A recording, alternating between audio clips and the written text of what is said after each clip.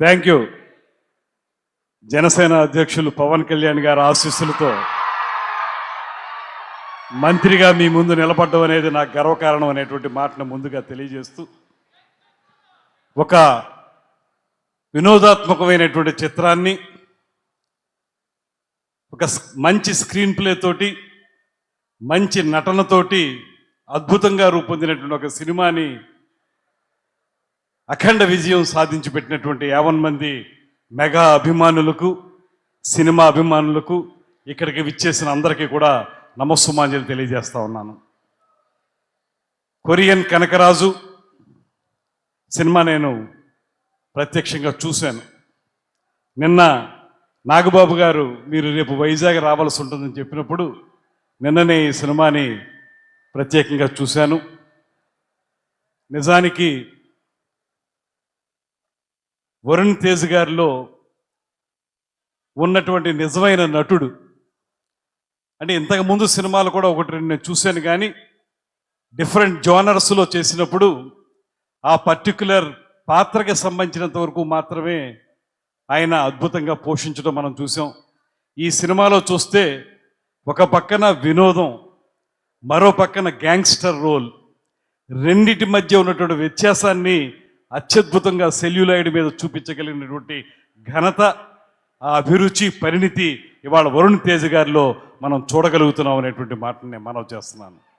ముఖ్యంగా మొదటి భాగం అంతా కూడా పూర్తిగా హాస్యరసంగా ముందుకు వెళితే, రెండో భాగానికి వచ్చేటప్పుడు ప్రధానంగా ఆ గ్యాంగ్స్టర్ క్యారెక్టర్ చేయటం, అది కూడా ఒకే సమయంలో కనకరాజుగా, గ్యాంగ్స్టర్గా రెండు పాత్రల్ని కూడా ఒకే సమయంలో రకరకాల హావభావాలతో చేయటం అనేది నిజంగా అప్పుడు అనిపించింది, yes he's from mega family అనేటువంటి మాట స్పష్టంగా అనిపించింది.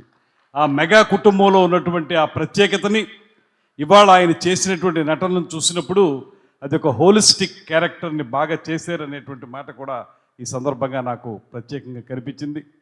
అదేవిధంగా సినిమాకి సంబంధించి సత్య గారి యొక్క నటన, మనందరం కూడా చాలా ఇష్టపడేటువంటి కమెడియన్స్లో ఈ మధ్య సత్య గారు చాలా ప్రథమ స్థానంలో ఉన్నారు. ఈ సినిమా అయితే అవుట్ అండ్ అవుట్ ఆయన్ని అభిమానించినటువంటి వారు ఎవరు కూడా ఆంధ్రదేశంలోనే కాదు, తెలుగు ప్రేక్షకుల్లో ఎవరు ఉండరు అనేటువంటి మాటను కూడా ఈ సందర్భంగా నేను మనవి చేస్తున్నాను. హీరోకి సపోర్టింగ్గా అద్భుతంగా నటించారు. అదేవిధంగా రితికా నాయక్ గారు, వారిది నేను మిరాయి సినిమా యొక్క సక్సెస్ మీట్లో కూడా మాట్లాడాను. That time also I have appreciated her in a very big way. ఆ సినిమాలో కూడా మంచి ఎక్స్ప్రెషన్స్ ఇచ్చారు. ఈ సినిమా కూడా ఫుల్ లెంత్ క్యారెక్టర్ని చాలా బాగా చేశారు. నిజానికి చెప్పాల్సి వస్తే ఈ ముగ్గురు కూడా ప్రతి ఫ్రేమ్లోనూ సినిమాలో మనకు కనపడతా ఉంటారు. సపోర్టింగ్ క్యారెక్టర్స్ చాలా సినిమాకి బలాన్ని ఇస్తున్నప్పటికీ కూడా ఈ ముగ్గురు యొక్క ప్రతిభ, వారి ప్రదర్శన చాలా అద్భుతంగా ఉందనేటువంటి మాట ఈ సందర్భంగా మనం ప్రత్యేకంగా చెప్పాలి. ముఖ్యంగా స్క్రీన్ ప్లేని అద్భుతంగా రాసినటువంటి డైరెక్టర్ గారే స్క్రీన్ ప్లే రాశారని కూడా అనుకుంటున్నాను నేను. మేర్లపాక గాంధీ గారు స్క్రీన్ ప్లే కూడా చాలా అద్భుతంగా ఉంది.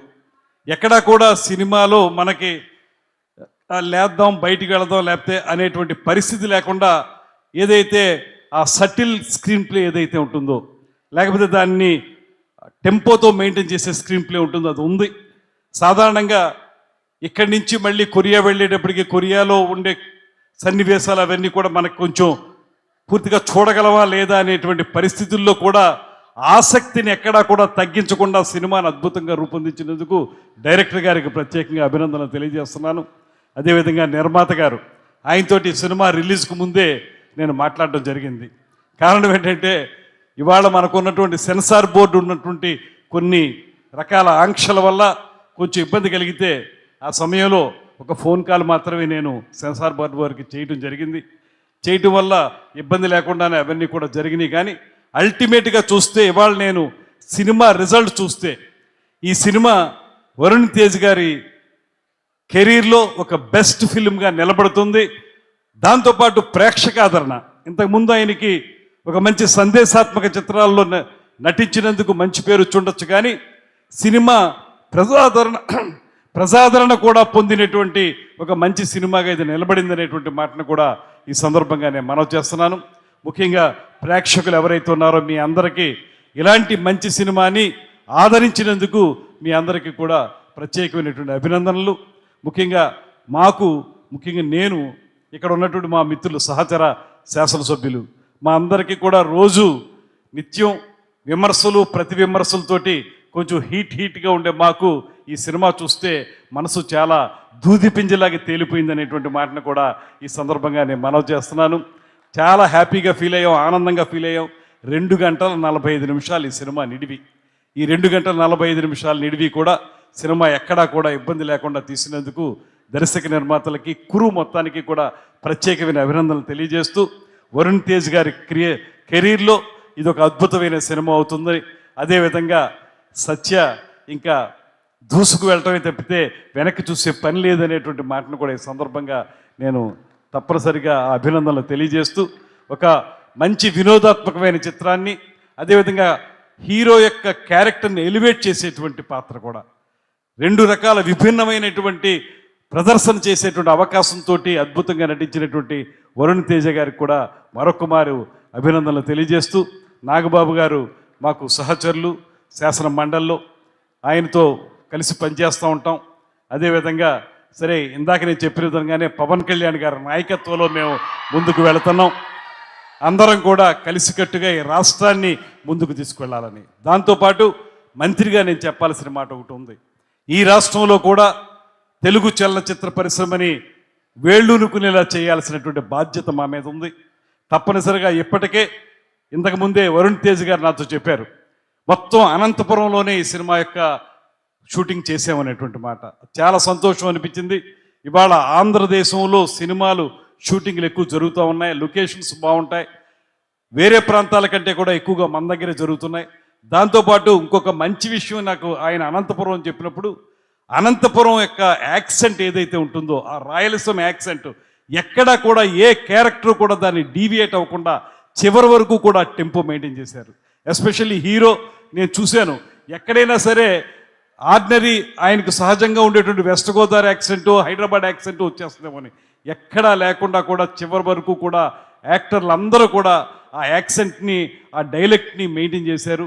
అది కూడా మంచి ఒక ఉదాహరణగా చెబుతూ తెలుగు చలనచిత్ర పరిశ్రమకి అవసరమైనటువంటి సహకారం అందించడానికి ముఖ్యమంత్రి చంద్రబాబు నాయుడు గారు, స్వయానా కళాకారుడైనటువంటి పవన్ కళ్యాణ్ గారు ప్రత్యేకంగా దీని మీద దృష్టి పెడతా ఉన్నారు.